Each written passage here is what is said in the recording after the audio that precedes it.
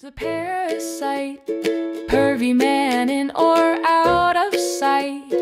Everyone thinks he's just a fright. Day or night he's putting up a show. Calls himself Juno, when really he's James. And India's Jonathan. Susie, that's just Eddie. And Gigi's definitely George. Jane is John. Monroe's Ian, carrying on. Rixie, Rachel, or Paris, we'll just call them Dave. But they're all parasites, devouring women's rights, claiming them for their own. Oh, the parasitic man. Oh, he's a parasite. Hi there, good afternoon. How the devil are you? I thought I'd bring you this very exciting news that in the assisted dying bill, don't we love the assisted dying bill? Aren't we excited about being just like Canada, where they just killed a woman because her husband said he couldn't really be asked to take care of her or something? I mean, I may be exaggerating. I think he just said he didn't want to look after her, found it too difficult. So instead of offering her the right provisions, they just killed her, which was nice. Isn't that great? It makes me warm and fuzzy, the assisted dying. Anyway, this very nice account on Twitter called Just Say Mother sent me this and asked me if I would talk about it. And I thought, yes, I will. So, oh, good God. I'm not even going to bother. I'm not even going to bother. Anyway, let's have a look at what the assisted dying bill does. And in fact, before I do, let me explain something to you, beautiful people. So, the way it goes, if you want to change the way we all talk about something, is what you can do is you can bury kind of what looks to be insignificant terms, and you can bury them um, in all sorts of bits of legislation. And then eventually, when it's important, when somebody notices, you can simply say, oh, we've been doing this for ages. It's in everything. Now, one of the things that happened, I think it was in 2007, the government started using so-called gender neutral, so unisex language throughout legislation, which I think was a very bad thing. And I'm gonna say this, and some of you are gonna get quite upset, but this is a feminist idea. So it's called gender neutral drafting, and that was voted for by the Parliament on Thursday, the 8th of March. And it's all to do with primary legislation. And it was done under the Tony Blair government, which may cause you some concern. And that's what it did. So it would be like chairperson. If you're talking about maternity rights, you would talk about the rights of a person who needs maternity rights, although often that was a sex-based right. So that you could deal with maternity rights under legislation that protected women. But in loads of places where it might have said he, him, or whatever, they switched to like unisex language. And it's supposed to combat, it was said to be in the interest of combating sexism and sex stereotypes. And as far as I'm concerned, it actually really undermined women's rights, because then everything, I guess it was because you would say he often in legislation, you would use he, him. And so when you remove that and you talk about people and not he, him, which sort of says that you're talking about men, you then talk about persons and people, and you really start losing women and men in legislation, right? So I get it. On the one hand, there may have been really good reasons to do that. On the other hand, I don't trust that that was the good reason, because what we know since about the 1980s, possibly before that, there has been a push to eradicate any sex-based rights. So I think, looking at it right now, it feels to me like this was a foundation stone for what we're now in, which is that women don't really exist and we don't exist in much legislation. And what people did with the he him thing is they extended and extrapolated that to mean that in every situation you make a right, a person's right, and not a woman's right or a man's right. But basically, because women have some rights that men don't have, and vice versa doesn't really exist quite so much. But because we're the ones to have babies, because our bodies actually are disadvantaged, then it has totally given us. I don't see any upside from sex being eradicated from language in legislation. I personally, I think actually that we have lost quite a lot because now, if we look at the maternity bill, was it the Mama bill? That was going all the way through Parliament. It wasn't until it got to the House of Lords that they realised that they hadn't used the word mother.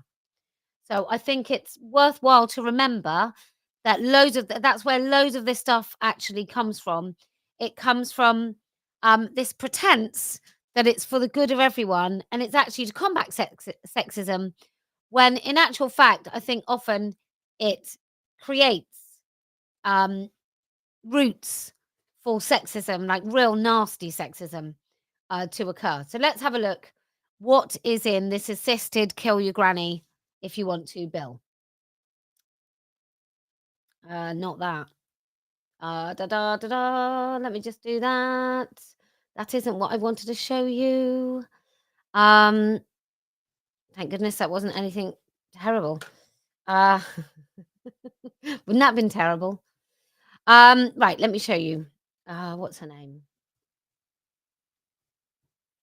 Just say mother. So she sent me this. And I wonder if I can find it like this.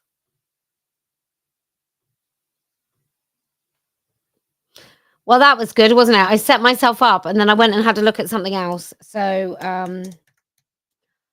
here we go. Da da da da da da da. Ah. Oh my god, yes. Is that her? No. I'm so annoyed with myself. This is what happens when you have a weekend practically in bed. There we go.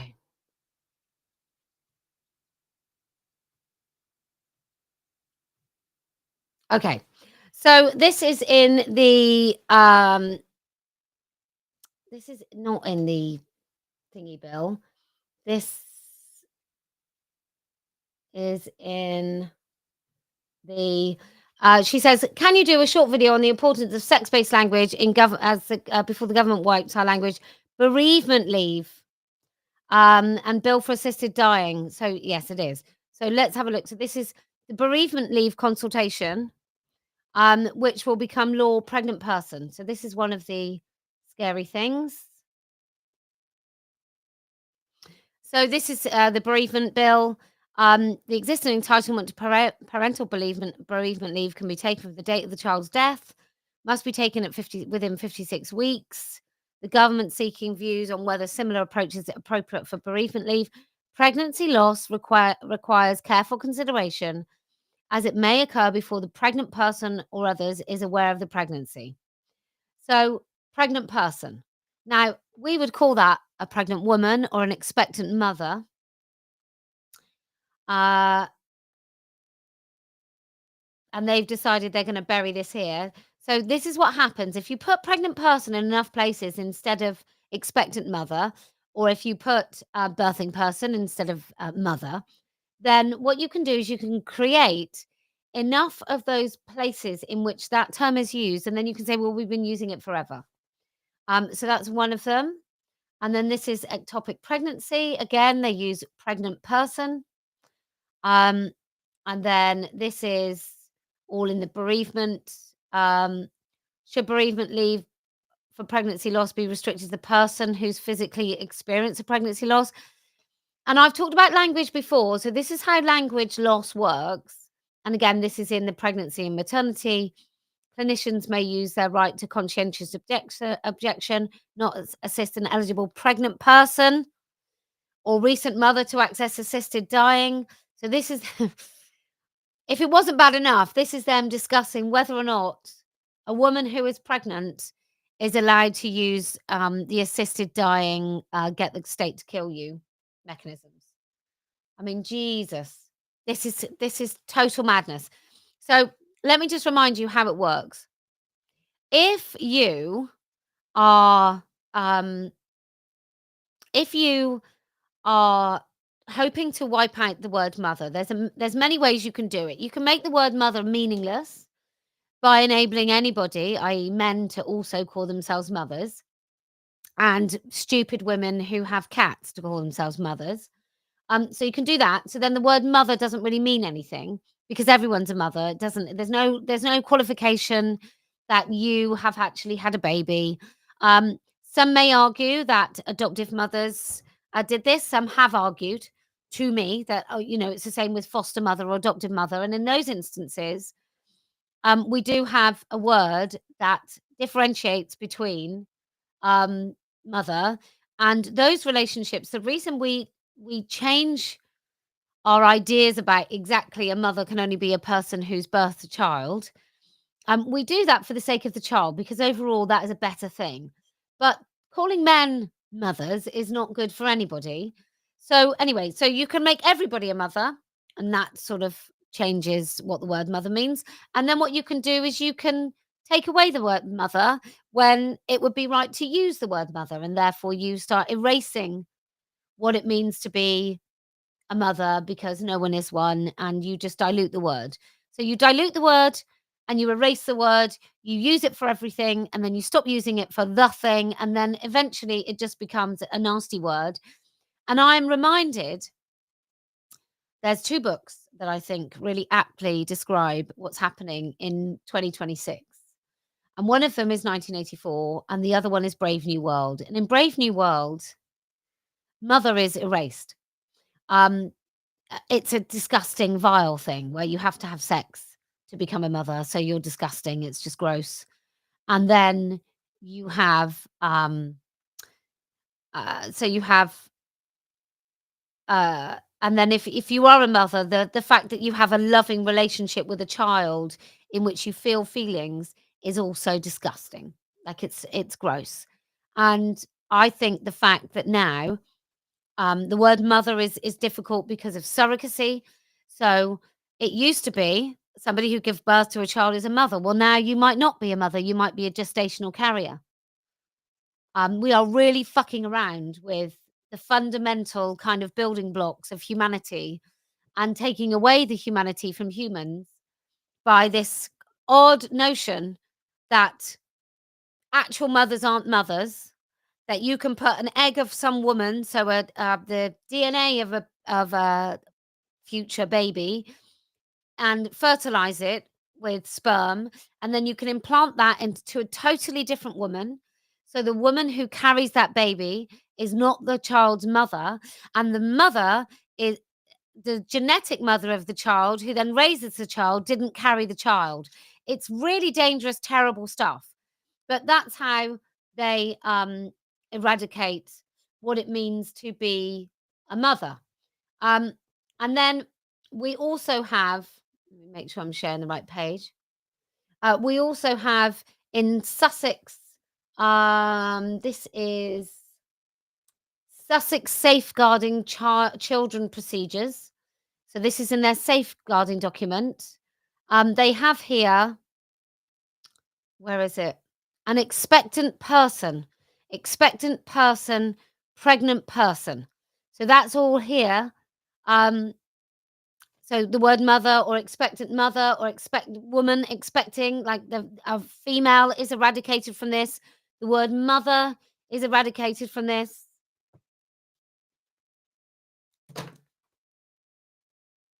Um, so this is all about the person genuinely has not been aware that they are pregnant.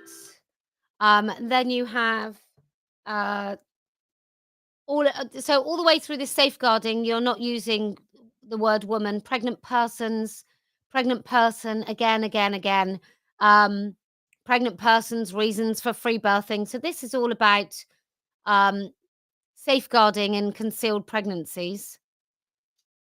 And then NCT finally has done the thing where they pretend that they don't know that, other people besides women can be pregnant. And this says supporting a pregnant woman or person. And NCT recently did something where they called a pregnant woman, was it a mother. They didn't use the word mother throughout the document. They did use people who are pregnant, and they did say, I think they said a woman parent. So that was the one thing. They said a woman parent. So that's the NCT. And that's really where all this comes from. And so I think you have to be very afraid of exactly what's happening in the country around the word mother. And I suggest you write to your MP and raise the alarm about the word mother not existing in these bits of legislation. So that's the assisted dying bill and bereavement. And I will retweet that now if you want to see it on my timeline. So it's bereavement leave consultation, which will become law, and pregnant person is in that.